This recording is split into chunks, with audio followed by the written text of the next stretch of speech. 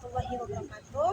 Perkenalkan, nama saya Nurul Huda Akram dengan NIM 0310243112 dari kelas 32. Nah, di sini saya akan menjelaskan suatu materi yang berjudul Hakikat Hukuman Terhadap Pendidikan Islam. Nah, pertama saya akan menjelaskan pengertian hukuman.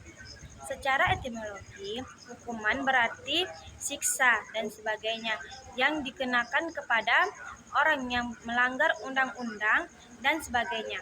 Dari sisi ini, hukum pada dasarnya perbuatan tidak menyenangkan yang ditimpakan pada seseorang sebagai konsekuensi logis dari suatu kesalahan atau perbuatan tidak baik yang telah dilakukannya.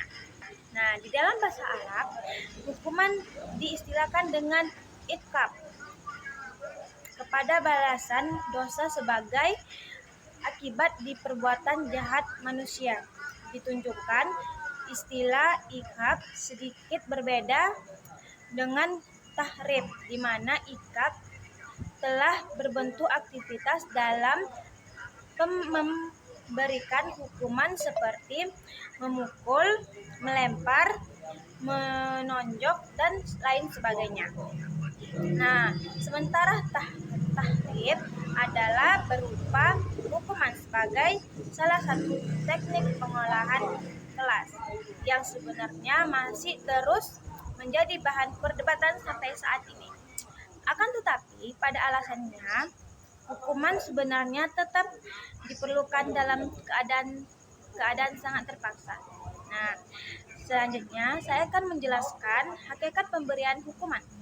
Hukuman dalam pengertian etimologi adalah siksa dan sebagainya yang dikenakan kepada orang yang melanggar undang-undang dan sebagainya. Dalam harus sosiologi dan kependidikan dijelaskan bahwasannya hukum adalah suatu penderitaan sebagai akibat dan perbuatan yang melanggar hukum yang dijatuhkan secara resmi oleh lembaga yang mempunyai wewenang yang sah.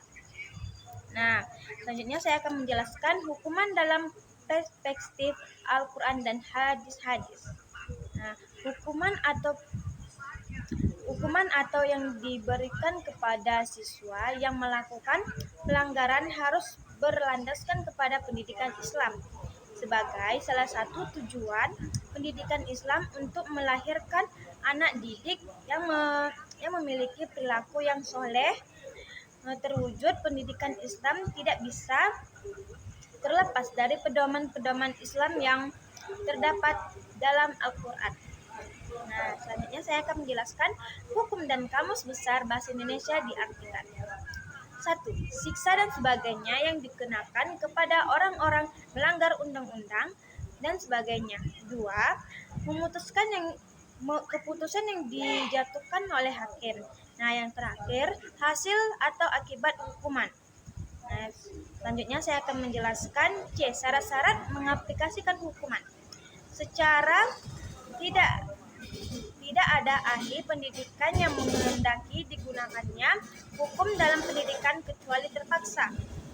Hadiah atau pujian jauh lebih dipentingkan pertimbangan hukum. Dalam pendidikan Islam dilakukan seperlunya hukum berupa pukulan dalam hal anak yang berumur 10 tahun belum juga mau sholat.